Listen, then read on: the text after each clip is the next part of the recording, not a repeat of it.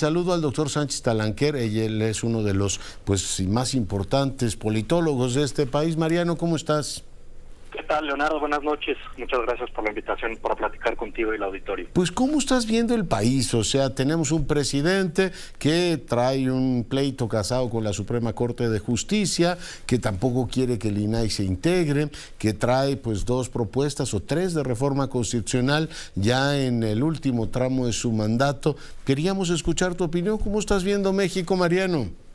Bueno, Leonardo, justamente ahora escuchamos la nota con esta nueva confrontación entre el presidente y la Suprema Corte de Justicia a raíz del nuevo decreto que de nuevo pretende reservar como por razones de seguridad nacional como las obras principales de infraestructura del gobierno. Y yo creo que, esto es algo que hemos visto desde el inicio del sexenio, ¿no? Esta centralización del poder en la presidencia de la República y el intento del presidente de subordinar a todos los organismos autónomos, de domesticar al propio Poder Judicial, pero ahora, desde luego, con la salvedad de que nos encontramos ya hacia fines del sexenio, está ya en unos meses en puerta el inicio del proceso electoral, y creo que hay una estrategia muy clara de parte del presidente, de la presidencia de la República, de confrontar a la Suprema Corte de Justicia de la Nación, como acusarla de ser el último reducto de la reacción, donde se han refugiado todas las estrategias para detener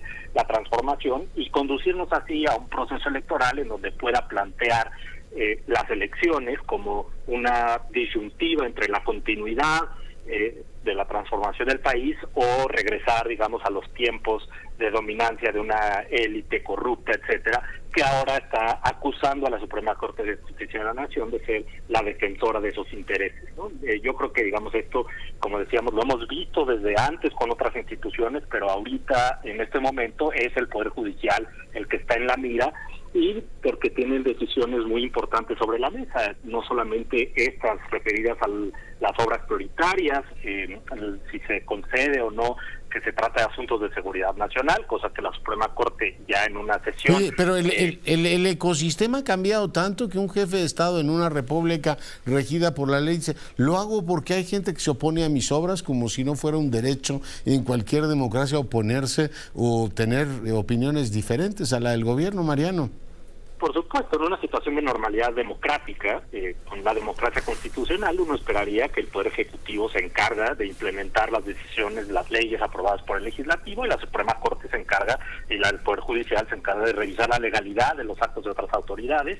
Pero creo que, esa normalidad constitucional que sería deseable, sin duda en el sexenio actual ha estado cuestionada por un Poder Ejecutivo que trata de subordinar a otros poderes. La propia concepción del Poder Legislativo es casi una especie de departamento de redacción legal, y la Suprema Corte o el Poder Judicial en su conjunto es concebido, ¿no?, como un obstáculo en la medida en la que se opone a la autoridad presidencial. Ahora, yo creo que en este tema de las obras de infraestructura y la reserva de seguridad nacional, además de la propia voluntad personal del presidente, y su intención de tomar decisiones sin mayor consideración ni por las leyes de que no sean cuestionadas, también debemos de tener en cuenta, que hay intereses muy importantes en estas obras, y en particular parte de la estrategia del propio presidente ha sido involucrar a las Fuerzas Armadas en sus proyectos prioritarios.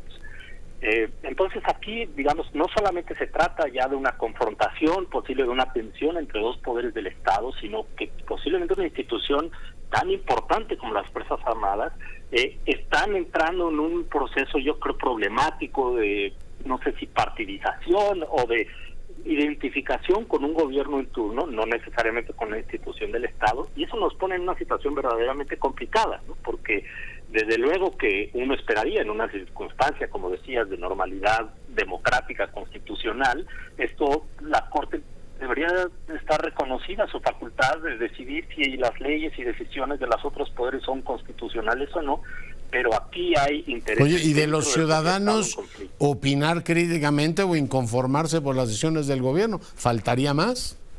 Así es, y no solamente de inconformarnos, sino de conocer, porque las implicaciones de estos decretos del presidente es que se reserva prácticamente por anticipado toda la información económica sobre la operación, sobre los presupuestos de estas obras prioritarias, ¿no? Esa es una de las primeras implicaciones, o sea, nuestro derecho a saber lo que se hace con los recursos públicos, cómo se operan las obras, que está en el 6º constitucional, ¿no? Exactamente, digamos, el derecho a saber de los ciudadanos, pues es un derecho elemental en cualquier democracia, ¿no? Eso es una implicación directa de esto. Y lo segundo, bueno, que si procede, digamos, pensar que por la decisión presidencial o porque son muy importantes para él y para su gobierno, automáticamente esto debe ser incuestionado, pues esto implica también administrativamente que todo se pueda adjudicar, por ejemplo, de manera directa, en lugar de respetar los procedimientos administrativos de licitación, etcétera. Pero como te digo... Y dices, es de seguridad nacional, pues lo decido yo porque así conviene, ¿no? Porque así conviene, y no sé, hay muchos menos obstáculos, mucho menos información que se tiene que compartir con la ciudadanía, y además pues eso se puede, en lugar de licitar, pues yo te adjudico tal contrato. Oye, pero tiene algo, Mariano, de paradoja sangrienta, que la misma semana que están ocultando todo esto, que nos enteramos del Departamento del General, no porque nos lo haya hecho el gobierno, sino por un reportaje de investigación, que haya esta cargada tan brutal sobre el INAI, bueno, tan fuerte que tienen literalmente paralizada su integración, Mariano. Así es, la apuesta del gobierno ha sido eso, bloquear al INAI, de tratar de dejarlo morir, digamos, simplemente por no poder nombrar a sus funcionarios, y de esa manera que deje de ser un obstáculo. Y desgraciadamente el INAI no ha despertado entre la ciudadanía, digamos, el mismo sentido de alarma y de... como sí lo ha hecho el INE, por ejemplo, ¿no? Con los ataques al INE sí lo vimos con las movilizaciones ciudadanas, y está en el centro de la defensa esta idea de que, bueno, es muy grave que el presidente de la República, que el gobierno en turno trate de infiltrar al INE o de violar su autonomía, y ahí sí hubo una movilización generalizada. Con el INAI son menos las voces, ¿no?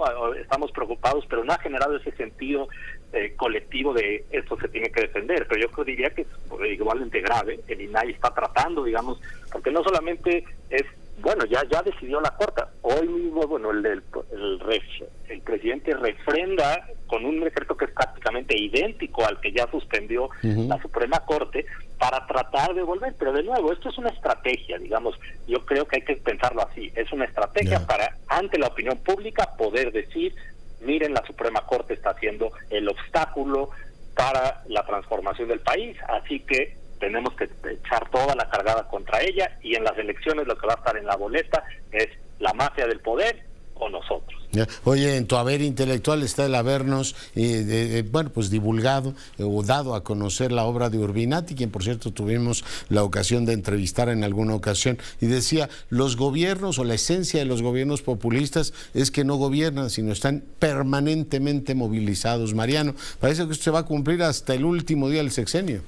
Así es, el presidente está en campaña, es algo, digamos, típico de ese tipo de liderazgos que llegan con un malestar ciudadano muy extendido, con un mandato, digamos, de limpiar el sistema, pero se dedican, y creo que eso es lo que hemos visto, el presidente está mucho más preocupado por hacer campaña, por la mañanera, por... No hace otra cosa, ¿no? Por gobernar, ¿no? Digamos, si no hablamos demasiado de los resultados de gobierno porque no son muy buenos, no hay mucha cosa que presumir. Él no está encargado, no está concentrado en la administración, en ver la implementación de los programas. Él está encargado de la campaña y está en campaña permanente y necesita mantener esta polarización de cara a las elecciones del 2024, no solamente, digamos, para poder seguir con esta visión maniquea de la política en donde son los adversarios contra él, sino para aglutinar a su propio movimiento. En la medida en la que la polarización se refuerza, él le aumenta los costos, le vuelve más difícil a las diferentes corcholatas, como él se refiere a ellos, romper o pelearse, ¿no? Porque significaría pasarse a la reacción, a traicionar al movimiento. Entonces él necesita esa campaña permanente para no solo desacreditar a la oposición, sino aglutinar a sus propias fuerzas. Ya se agarró 2 reformas constitucionales y la extinción del INAI como elementos como caballitos de batalla de aquí a las elecciones. Mariano, te agradezco mucho el tiempo que has estado esta noche con nosotros. Leonardo, siempre es un gusto, gracias por la invitación, te mando un fuerte abrazo. Igualmente, Mariano Sánchez Talanquer, profesor investigador del Colegio de México, hoy conversando con usted. Y yo le agradezco